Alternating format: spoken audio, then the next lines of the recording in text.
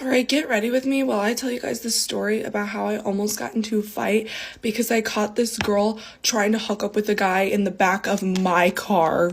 Okay, so this story took place about 3 years ago, and it was during the summertime.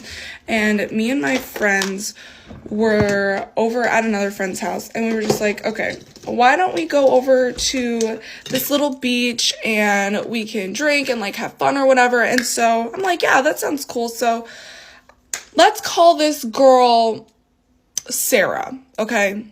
So I take Sarah and my other friend with me over to this beach. So I'm driving, okay? And mind you, Sarah is already pretty drunk. She's pretty drunk, and I'm driving us over to this beach, and we get there, and she continues to drink, and we're like sitting at this picnic table, and I look over and I see her like touching up on this guy. Mind you, Sarah has a boyfriend, okay?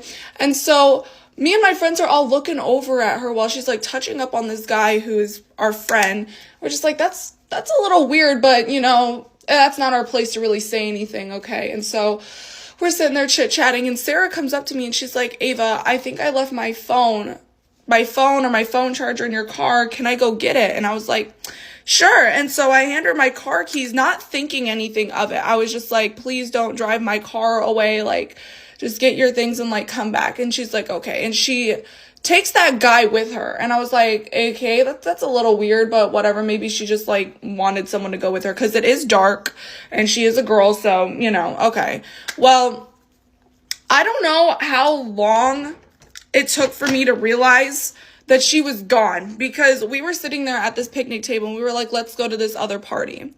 And so I was like, oh yeah, that sounds awesome. And I'm like looking for my car keys to get up and get ready to leave. And I was like, oh yeah, I gave Sarah my car keys. And so I'm like, okay guys, I'll be right back. I'm gonna go see where Sarah is so that I can go get my car keys back and like make sure everything is okay. So as I'm walking over to this parking lot, all I fucking see is my car, and she's moving. She's moving, bitch.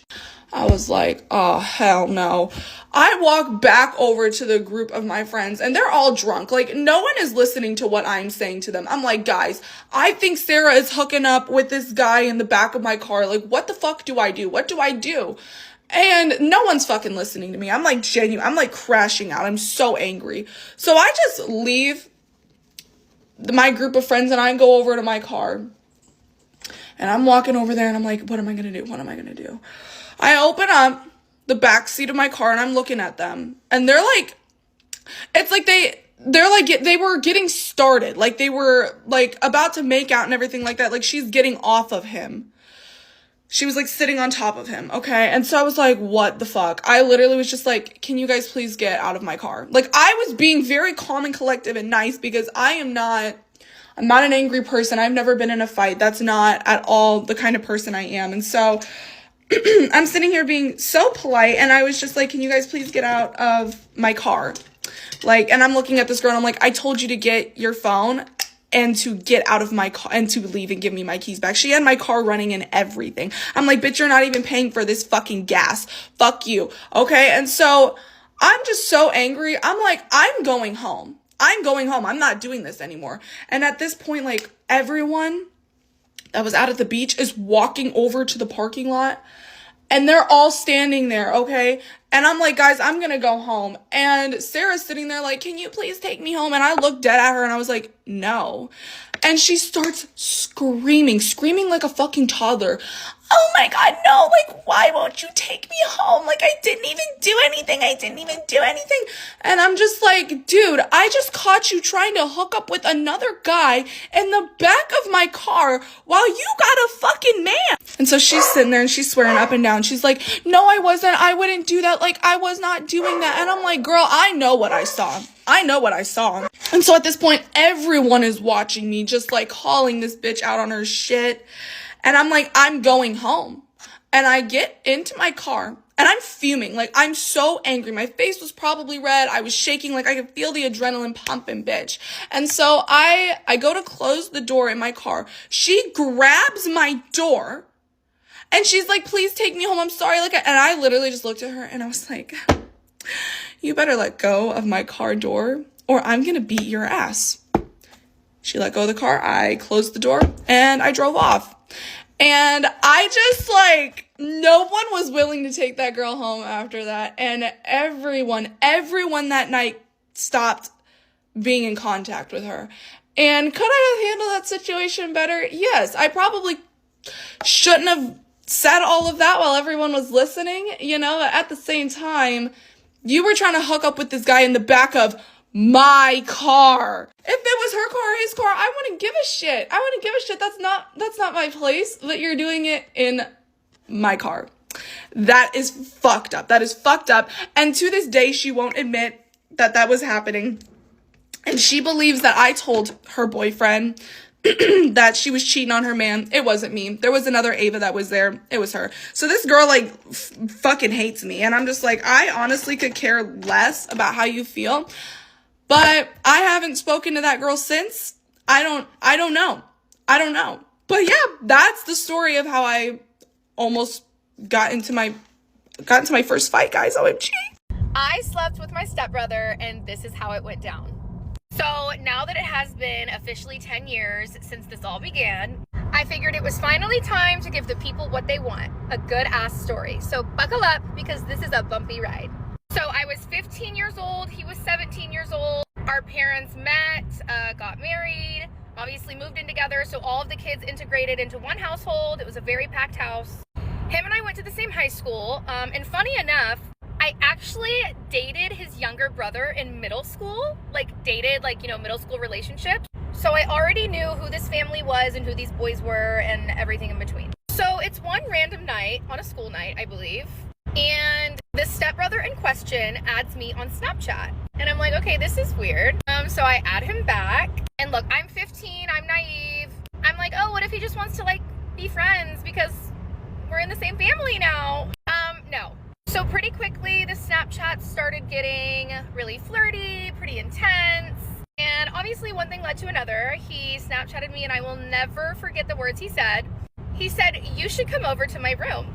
And then it all clocked to me, oh, I know exactly what's going on here, but I like it. So I tiptoe my happy ass across the hall, literally 10 feet away. And you know the rest. I would love to sit here and tell you guys that that was the only time it occurred, but unfortunately this did become a regular pattern until we got caught. So I snuck out one night and got grounded, and my punishment was always getting my phone taken away with no warning. So I didn't have time to clear any receipts or any history of what was going on. In the messages, I said something to one of my friends about what had happened, and all hell broke loose. So yeah, everybody knows, the entire city that I grew up in knows. This was like a household conversation, it was like a scandal, honestly. And essentially he denied the entire thing, said that I was absolutely crazy, said that I was making it up for attention, and I'm like, oh, why the hell would I make that up? I also would like to throw in the mix, the other stepbrother, the younger brother, the one that I dated in middle school, he was also trying to hit me up during this time. I just denied him for the other one. So look, it was a damn mess from the start. He ended up having to block me on everything. So we did have to take a brief pause to cover our tracks. Fast forward, we pick things up again. He ends up going off to college. I am now 16 years old, so this has been a year of this going on. I snuck out of my house in the middle of the night at 3 in the morning, drove 3.5 hours to where he went to college to go visit him, and I got busted. I got pulled over by the police in the middle of the night. I was 16 years old, just got my license, and they were like, why the hell are you out this late and where are you going? And I was like, oh, I'm just going to visit some friends. Anyways, that was another nightmare on Elm Street. Oh my God, I never recovered after that. Pretty sure my entire family hated me, disowned me, and wanted nothing to do with me. I mean, you guys, we had a whole ass family Christmas card together. This was mailed out to our family and friends, and little did they know what was going on behind that camera. So yeah, eventually it just came to an end. Our parents got divorced. They were only married for 18 months. So it wasn't like I grew up with him or anything like that. Literally the entire school found out in a week. It spread like a wildfire. Yeah, it was just a really crazy part of my life, but now that it's so long ago, I can finally live in my truth and tell you guys why I am the way I am today. Merry Christmas, y'all. Me on Snapchat. Me except boy. Boy cute. Boy truck. Nice. Boy think me cute. asked boy where from. Boy where from where I from. Boy and I make plans to hang out. Me kiss boy. First day. Me kiss boy. Boy no know what to think. Boy like it. Boy kiss me back. Me boy hang out all day. Boy take me home. Me mom ground me for being bad. Me sneak out and meet boy next day. Mom no know. Mom no find out. Me tell mom. Boy meet me mom. My mom meet boy. Mom like boy. Me meet boy mom. Boy mom like me. Me stay night at boy's house. Weekends. Boy take me home Sundays cause me got school Monday. Me go school.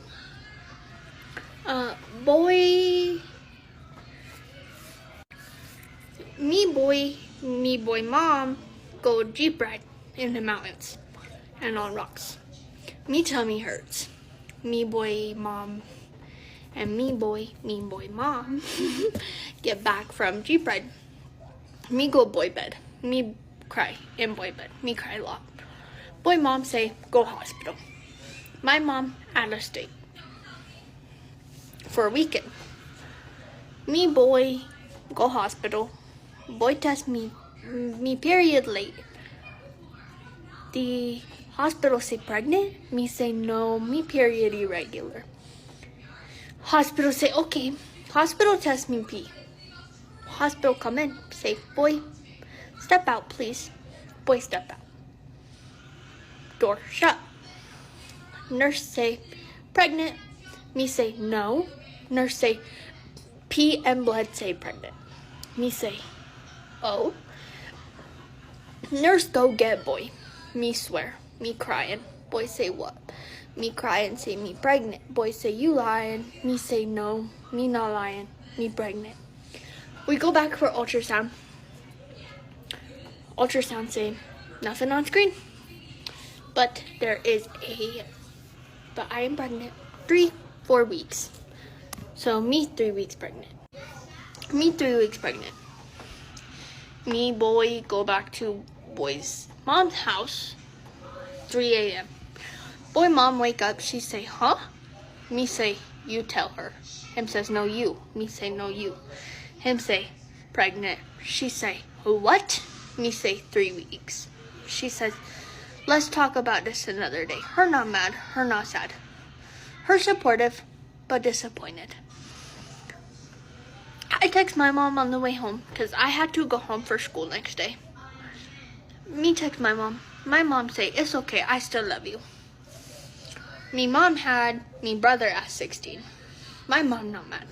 My mom support me. Next day at school, I text me dad. Me dad not mad. Me dad supportive. Me dad say, it's okay, I still love you. Me dad me boy. Me dad like boy. Me dad no boy mom. Me dad and boy mom friends back then. Me dad, me boy, me mom, boy mom, good. Me not in trouble. Boy not in trouble. We move out boy mom's house. We move in my mom's house. We get engaged.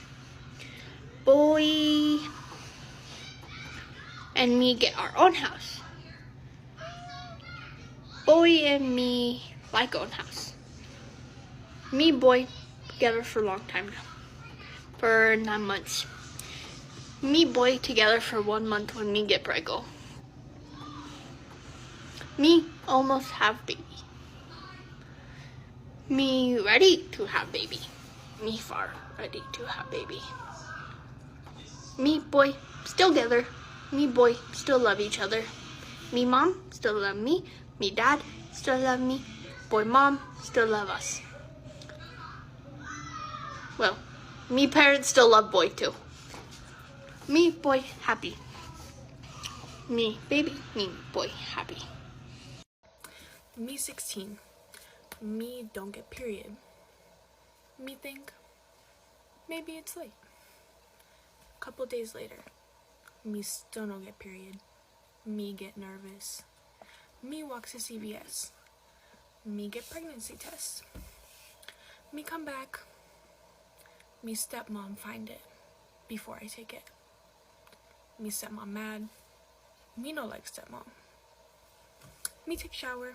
Me take pregnancy test. Pregnancy test positive. Very dark lines. Me nervous. Me tell me boy. Me boy happy. Me happy, me nervous. Me boy happy, me boy nervous. Me go tell my dad. My dad not mad.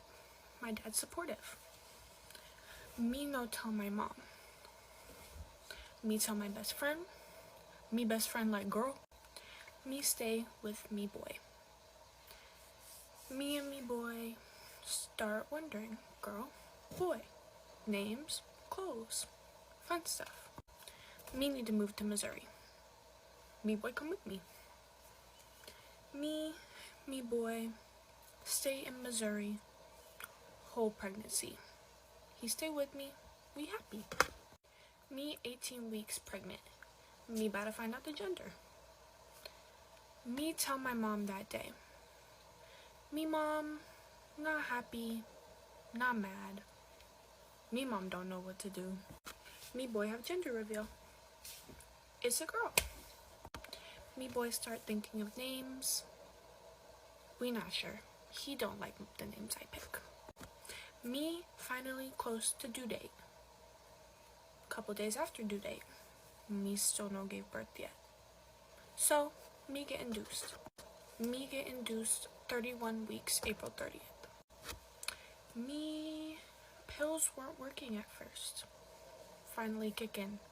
Bad contractions. Me water break. Me call the nurses in here. They say, are you sure your water break? Yes. I say, I want epidural. They say, you need to wait 45 minutes. Me contractions are consistent. No break. Me get drugged so that the pain go away. It didn't work. Me finally get epidural. She put it in wrong spot. Half me body numbed. I'm still hurting very bad. An hour later, I get second epidural. Finally worked. Minutes later, I start pushing. At 12:40, May 1st, I have my baby girl. Me still stay in Missouri for 5 days. Me mom come pick me up. Me move to Vermont, back to Vermont. Me boy moved back to Florida.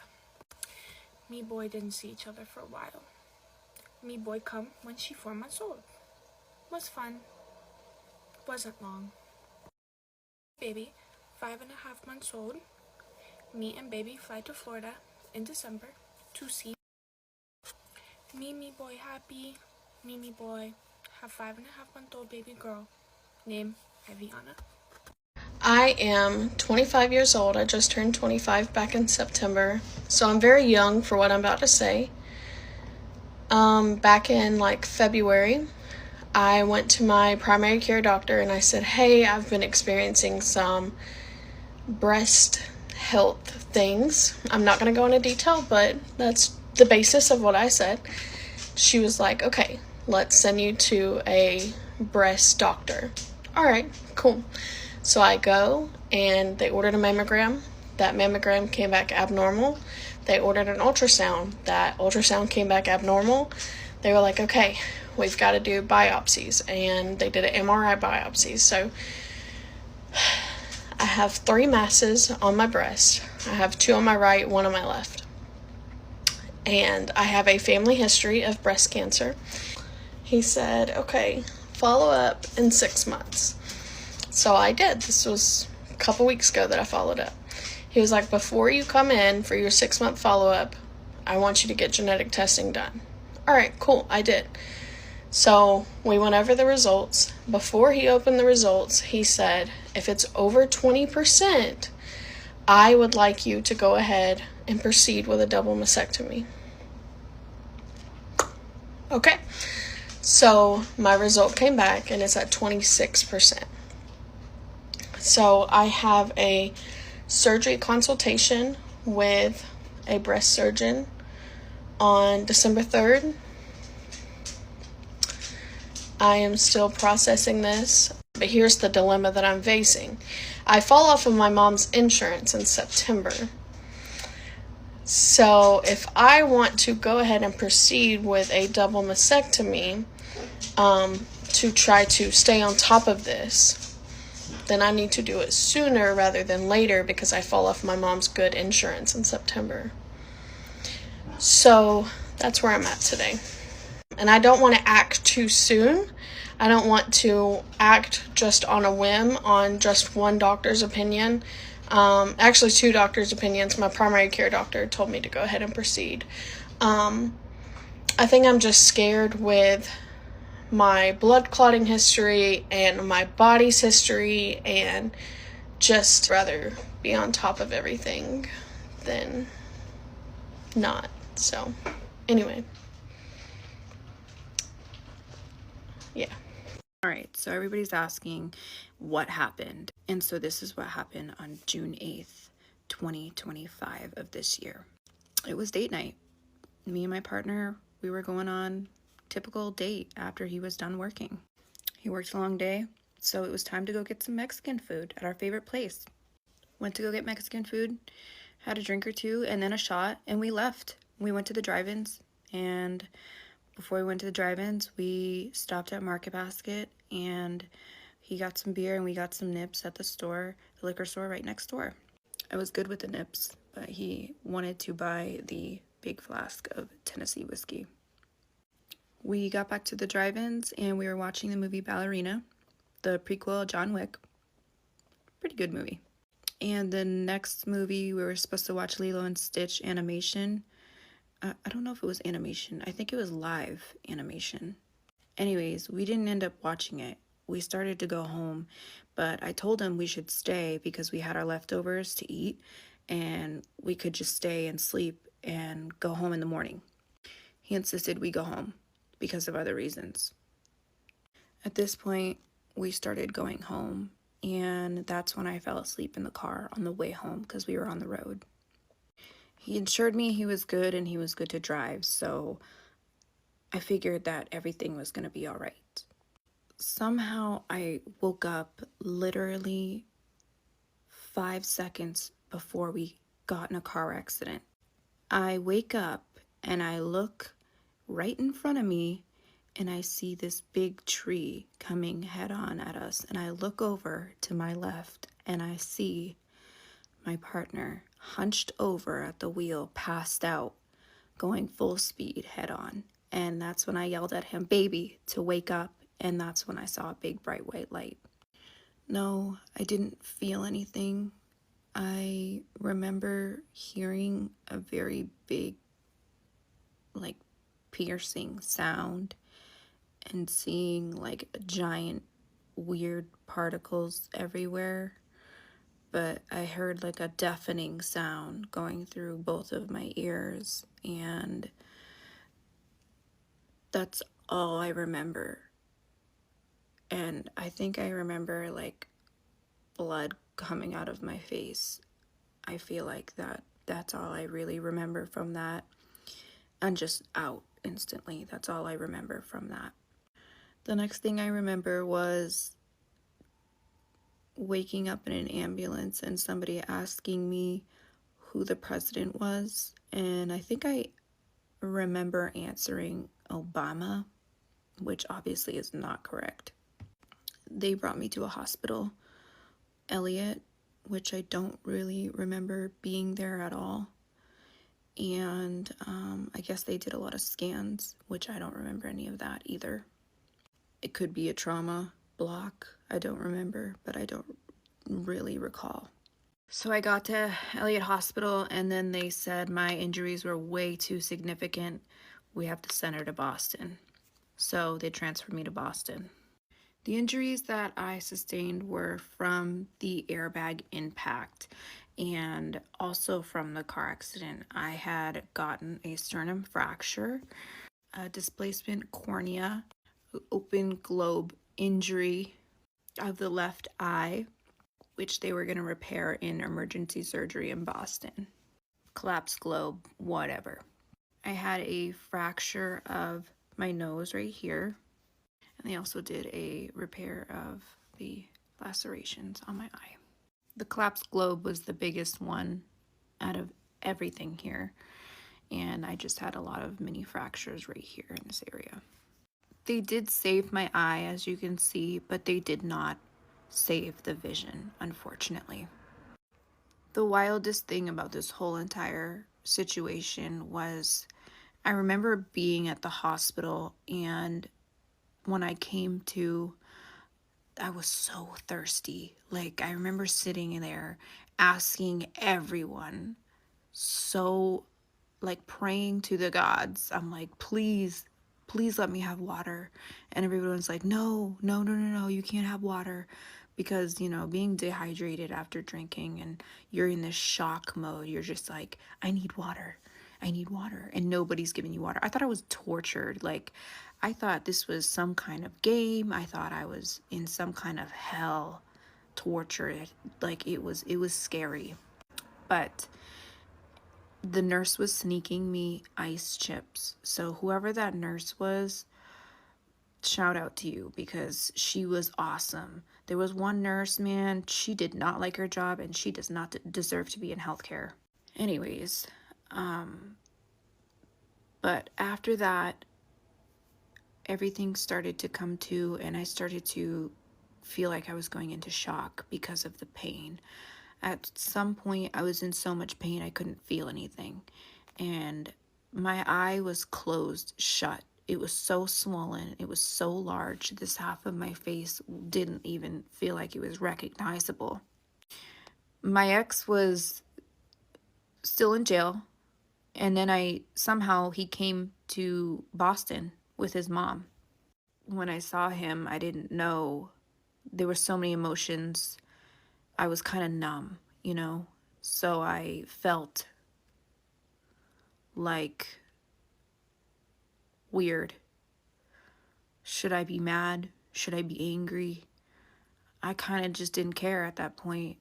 Not that, like, I was emotionless because of everything that happened. I didn't know how to feel. But I still was in love with him. You know, I was fine. Everything was fine. I just knew we were going to get over this, okay?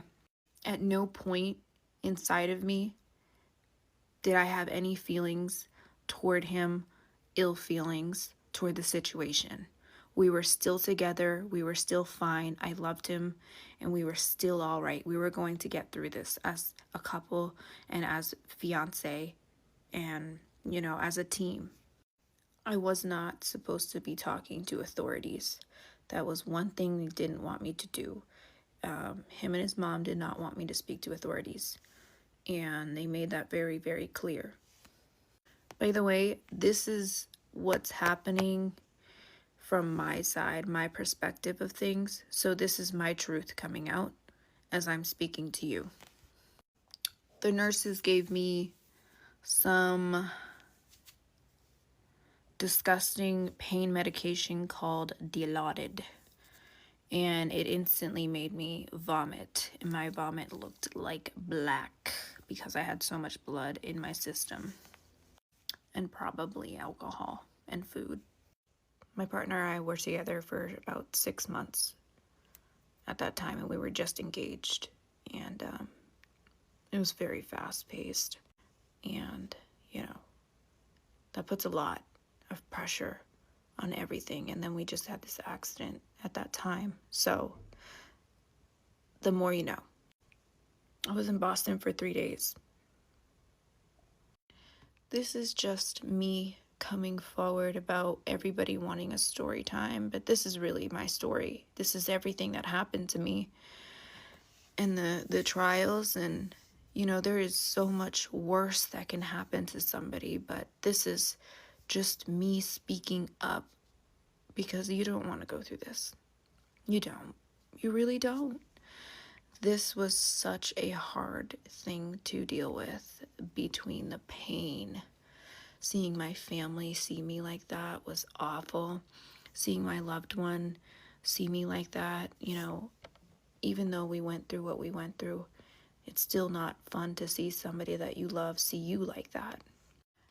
My goal here isn't to patronize anybody, it's to please be aware of what the hell you are doing. I made the choice. I understand what happened, but please just don't drink and drive, and do not become a passenger. Don't put your life at risk, okay? It's really not worth it. It's not worth the pain. It's not worth the whole reality of a new life, a new mental reality. It's just not. It's really, really not worth it. And it's not worth your family going through all of that with you. Think about it. Think twice. My boyfriend cheated on me. So let's get ready for Thanksgiving and I'll tell you guys the story. So, for a lot of you that don't know, we do live with each other. We've been together for quite some time now. So this has to do with someone that's been in his life for quite some time. In and out from what I know. And let's just name her Rebecca. That's what we're gonna name her. We've had multiple conversations about this Rebecca girl and him wanting to give her a chance, because mind you, this person has been in his life for years, from, like I said, my understanding. And I've let him know, you know, hey, like, if you ever want to discover something, let me know. Like, I'm willing to step aside, you know, like, I'm not gonna be someone that gets in your way. Just let me know. Just to make things a little shorter, it was always no. He wanted to be with me. Cool, great. We understood the assignment. Fast forward to the day. I felt like everything was fine and dandy. You know, we were getting along perfectly well. I think even that day we talked about our future together. You know, he talked about how much he loved me and like spending the rest of our lives together, and it was all fine and dandy. Trust the process, by the way. I forgot how pigmented Patrick Ta's blushes are. So we proceed to go on about our day, and somehow, some way, he ends up having a conversation with her. This Rebecca girl, right? And mind you, I don't know what the conversation was about. All I know was that he was conversating with this Rebecca. So the day goes by, and from what I knew of, they ended up seeing each other in person that day. If you guys are wondering why I'm so calm about this, is because I already had enough time to dwell with these emotions. You know, it's been a long road to just kind of accept what it is. So I'm guessing when they had this conversation in person, they ended up moving along with their plans and decided they wanted to continue a relationship, basically. So to the store to get groceries, you know, to have our family over, and tell me why when I arrived, she was at our house. He's standing there just in complete shock, like he was surprised that I was arriving to our house. And I'm in complete shock, wondering why she's there, because we've had multiple conversations about this person and I don't understand why she's at our house. So he proceeds to tell me that he decided that he wanted to pursue things with this person, that he thinks that it's the best thing to do right now, so he's not continuously questioning what if. He's just in the background smirking her little life away, and I'm literally in complete shock right now, because I'm standing there listening to him while he literally just told me that he loved me that morning. Now let me tell you guys something. I live with this man. It was to the point where she had an overnight bag, so I don't know if they expected for me to just up and leave that night and she was just gonna spend the night. So unfortunately, because I am a very sensitive person, I am a very loving person, of course, I wanted to have a conversation with him. I wanted to understand what was going on. And so while I'm having this conversation with him, or trying to have this conversation with him, mind you, she's already installed in the kitchen just waiting for this man to come back in. Trying to have a conversation with him, and he's just not having it. Like, he just didn't want to give me any explanations. And I'm like, okay, like, how is this just changing from one day to another? Like, legit, like, it's one, like, not even one day from another, 1 hour from another. Now let me tell you, I do not condone violence, but you know, I haven't actually smacked some bitch up in a very, very long time. So I was furious because I wasn't getting answers. This woman is in my house, standing in my kitchen, and this man is defending her, and I'm confused. I went inside and I confronted her, and we were having a full-on blown argument in the kitchen, and so I punched her in the face.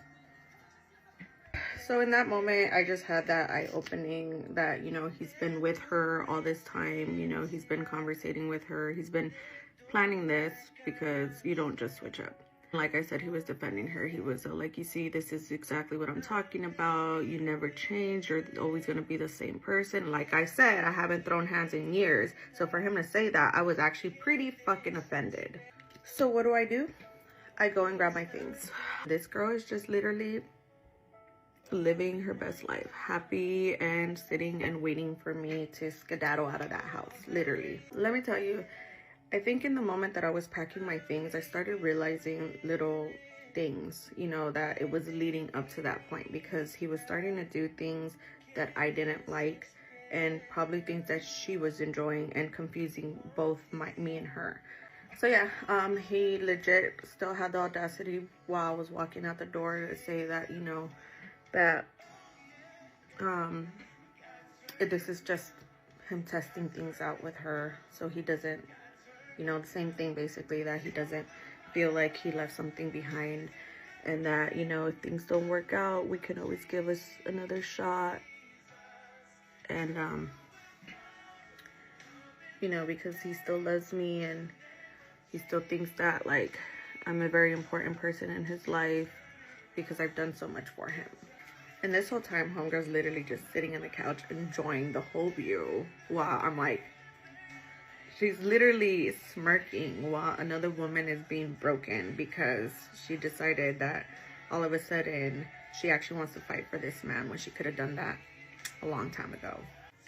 So there I am, bags packed, crying my eyes out, like literally, like, thankfully I wasn't wearing makeup that day because my mascara would have been drenched. And then it was just, and then my alarm rings, and I end up realizing I am really batshit crazy for dreaming shit like that, because who am I breaking my own heart in my dreams, dude? Who am I?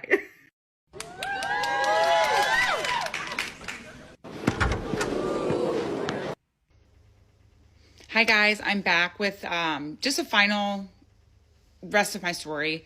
This is part 4. If you haven't seen part 1, 2, or 3, you can go watch that. But this is part 4 of how I found out that my daughters had an online predator, stalker person. I don't really know what to call them, but I pretty much shared all the information that I have. The only other thing I wanted to tell you guys that was so creepy, and with me, I'm not a very optimistic thinker. I kind of look at facts or studies or information that I'm given and just kind of think what could have been, what could have happened, what was he planning to do. And I kind of think in a protective way, like negative way, like this could happen or whatever. But so when he ended his own life, he used a weapon. I don't know what I'm allowed to say on TikTok, but he used a weapon that his relatives said he could not have afforded. He was also in a Sprinter van that he could not have afforded. So someone was giving him these things. Like who, like what is this like group of people? Like that's what's so weird to me, and what I want to find out more about, which is why I'm hoping that I hear back from the FBI. I did call our local branch and just gave them some information, because I was told that in 2017 they were looking for my daughter, a picture of her, because he was telling people that he had a daughter, another daughter, and that this was her, and that she was in the hospital with a brain tumor. So I did leave my information. So hopefully they will call me back and just, I just kind of want to know where the investigation is now, I guess, because if there are other people involved, it's just all so creepy and scary. But the weapon that he used to end his own life was finally, after a while, they were just like, whatever. They finally got it traced, and it traced back to someone in Philadelphia. I don't have his name or anything, but I do know he was arrested. And guess why he was arrested? He was arrested because he was holding 2 girls captive at his house. What? This is so bizarre, so crazy. So the person that he got this weapon from, it was traced to a person holding girls captive. I don't know how old the girls were. I don't know if they were little girls or older girls. I have no idea. But that's the other second thing I wanted to talk about. That's super creepy, is that knowing he was looking at my daughter's profile leading up to his death, that summer he was still viewing my daughter's profile. That is where this second part kind of is worrisome and super sad and scary to me, because you just don't know, and you can only assume at this point since he's no longer here. But the coroner had some items, and then all of his other items were also sent to the relative that I spoke with. And the items that the coroner had sent her were things like a phone. I think there maybe was like a wallet, things that were actually on his body. And one of these things was like a notebook, an actual notebook that he wrote in. And in this notebook, the things that he had written down were hotel. He was writing a plan, and I was just writing chicken scratch what she was telling me. Suitcase, hotel, roofies, mustache, disguise, umpire uniform. And this was before I even told her my girls played sports. My girls have grown up playing sports: basketball, softball, volleyball, soccer, whatever, all of them. And now they're all mostly in softball, and they all play. And we've been like traveling in the country for years, just playing select softball. So when she said umpire uniform, I was like chills. My brain just flashed to every single Dateline, Lifetime movie, everything that I've watched, 48 Hour, like it's all I watch. I love those shows. Every single crime show. I was like, and you hate to think that could have been something really, really bad that could have happened to someone in my family. And that's the way my brain kind of works. I'm so thankful. Obviously nothing happened, but I just could not believe that, because she had no idea when she was reading off some of the things that he had on him, and that she had gotten possession of after his death. I was like, an umpire uniform, just picturing him in an umpire uniform with like a fake mustache, like truly unbelievable, honestly. So I wanted to share that with you guys too, just because it's such a crazy story that I would never believe, honestly. It feels like a movie and a plot of some movie that I would watch. That is horrifying. But yeah, I did call my local, like I said, FBI branch. So hopefully I will hear from someone and just kind of get some closure and information maybe that I haven't gotten yet. And I just wanted to share with everyone the crazy things that go on in our world that sometimes you don't really realize or think about, but they are happening. So crazy. But thanks for watching. Please share any info or advice or information on this person if you have any with me. I would love to hear from you. I can't do it! So I really wanted to get on TikTok and share my family story. It's definitely a story of trauma, and I don't think that many people experience this kind of trauma in their lifetime.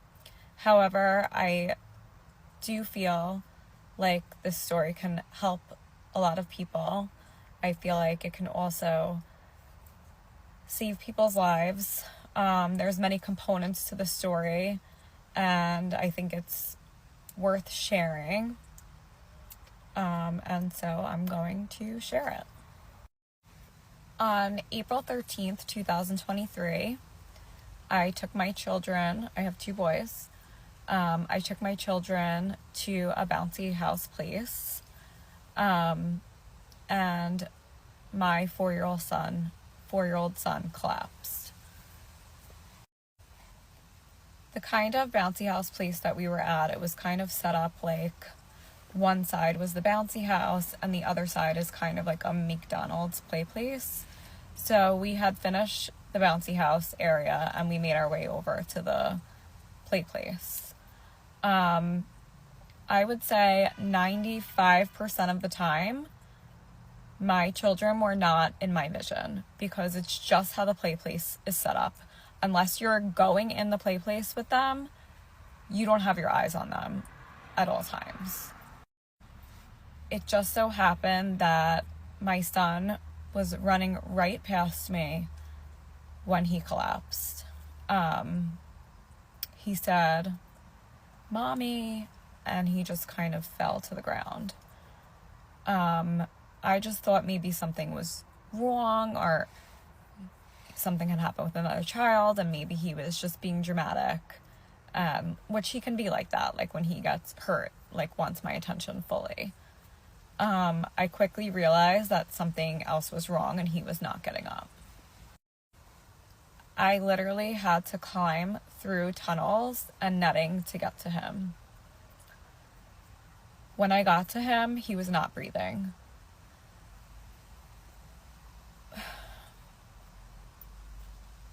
When I tell you, I don't know like what came over me in this moment, but I'm not certified CPR, but something came over me and just said, you need to do CPR right now. I'm kind of going to jump back a little bit because, like I said, there are many components to this story. And there's going to be many parts. And I'm never really made Tik Toks before, so bear with me with the editing. 2 years prior to this incident, I was with one of my girlfriends with our children in the car. We were coming back from the pool. This is very important to share this part of the story. It's just a very important part.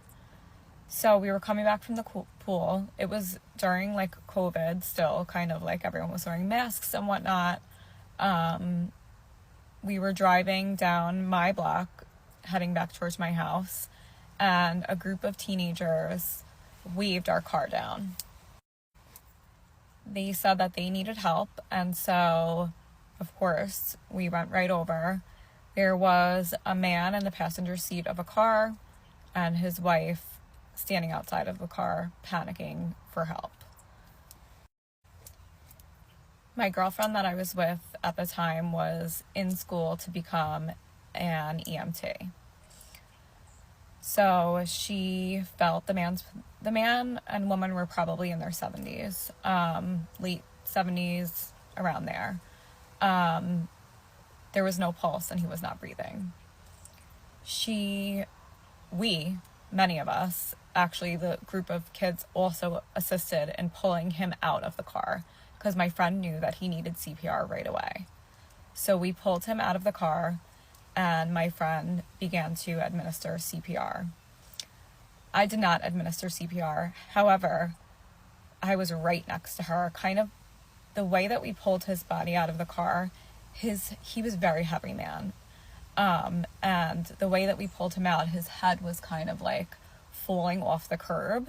So I was right there next to my friend who was giving CPR, holding this man's head up, right? So it didn't fall back from the curb, like over the curb. My friend was really giving the best CPR.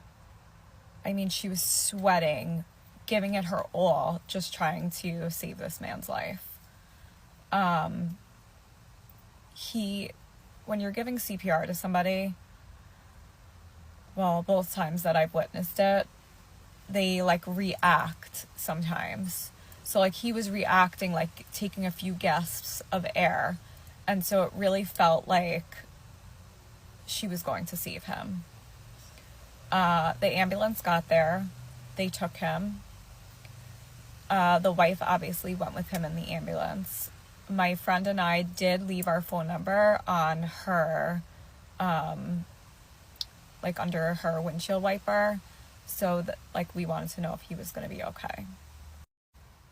His wife did reach out and say that my friend had given him enough time to where his family was able to come and say goodbye to him at the hospital, and later on he did end up passing away. We were haunted by that day for a long time. It was very traumatic for all that were involved, and I did lose many nights of sleep over it. Just so sad that this man, 70s is young, lost his life. And really questioning God, like why all these kids had to witness it. It was just a horrific experience for all, and this poor woman who lost her husband. And I did lose her contact information, so I know how TikTok does this thing. I would love to find her. We live in Long Island. This happened in grwntok. And I know his name was Eugene, and that's all the information I have on this woman. The reason I would love to find her is because that experience saved my child's life. I have never taken a CPR class, ever. I have only ever seen it in movies. And because I was there that day, watching my friend administer CPR on this man, I knew what to do when my son needed me. It just goes to show, like, how things connect, how you can question, how could this have happened? How horrible. And then one day it can all make sense. And it's not to say that my son's life is more important than this man's. But yes, like I said, 70s is young, but to know that your life ended in such a horrific way, to know that it saved someone else's life, I think it's crazy. It's crazy, like, that this man's way of his passing saved my child's life. So on April 13th, 2023, I was in a play place administering CPR to my 4-year-old son. He was not waking up. However, there were signs, like I said earlier, like he was gasping for air. I remember smacking him hard in the face, just hoping he will wake up. He started to feel cold and his lips were blue, and it felt like forever until the ambulance got there. I'm running out of time, and this is a very long story. So I will post the part 2 soon.